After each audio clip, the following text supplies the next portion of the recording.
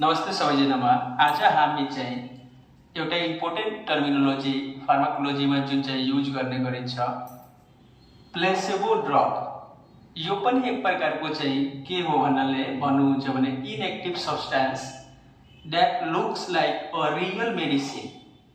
Real medicine जस्तो मतलब साँच्चीकै त्यो मेडिसिन जस्तै नै देखिन्छ, but contain no active therapeutic ingredient भनेको एपीआई एक्टिव फार्मास्यूटिकल इंग्रेडिएंट। यो एक्टिव फार्मास्यूटिकल इंग्रेडिएंट जसरी कुनै पनि मेडिसिन में भन्नुहुन्छ भने या ड्रग्स में एपीआई प्लस एक्सिपिएंट।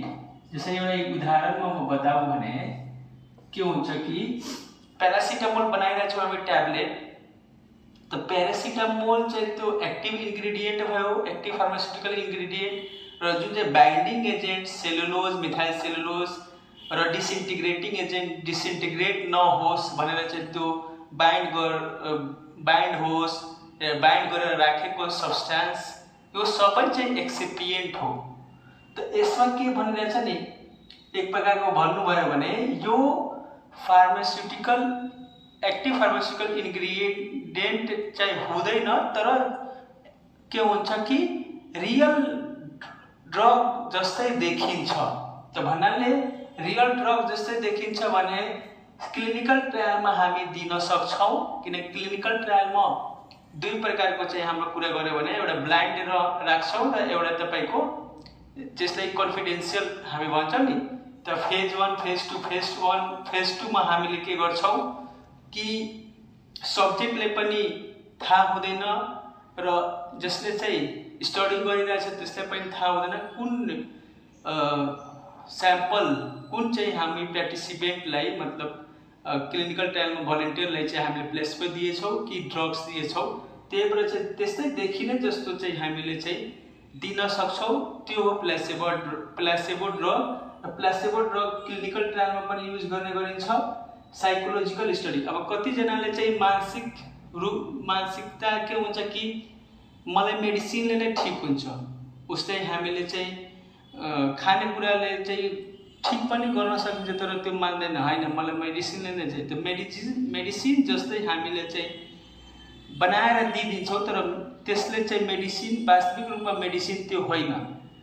जसरी इक्जाम्पल हेर्नुहुन्छ, सुगरको ट्याब्लेट बनाइदियो, हुन त त्यो सुगर चाहिँ हाम्रो के हो, खानेकुरा हो, तर उसलाई लाग्छ त्यो ट्याब्लेट चाहिँ मेडिसिन नै हो र त्यसले खान्छ र साइकोलोजिकली त्यसले त्यस्तो मानसिकता भएको कारणले गर्दा त्यो ठिक पनि हुन सक्छ, ठिक पनि हुन्छ।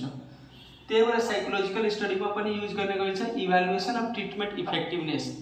जुन चाहिँ हामीले चाहिँ यो मेडिसिन एउटा के हुन्छ प्लेसेबो र एउटा ड्रग्स या मेडिसिन दिने गर्छौँ पेसेन्ट, मानव यो हेल्दी भलन्टियर 1 मा दियो हामी, भलन्टियर 2 मा दियो, जुन चाहिँ हामी डिस्कभरी गरिरहेछौँ, जुन चाहिँ हाम्रो नयाँ मोलिकुल छ जसको बारेमा हामी स्टडी गर्न चाहिरहेछौँ भने कि यो साँच्चीकै जुन चाहिँ हामीले मेडिसिन बनाएका छौँ क्लिनिकल ट्रायलमा त्यही नै गर्ने गरिन्छ, भ्याक्सिनलाई या मेडिसिनलाई चाहिँ त्यो ठिक त्यही बिमारीलाई ठिक गरिरहेछ कि गरिरहेछ, त्यस्तो कन्टेक्स्टमा हामी दुईवटा चाहिँ ग्रुप डिसाइड गर्छौँ, एउटा कन्ट्रोल र एउटा तपाईको प्लेसेबो ग्रुप। एउटा कन्ट्रोल ग्रुप हुन्छ, एउटा प्लेसेबो ग्रुप हुन्छ, हैन।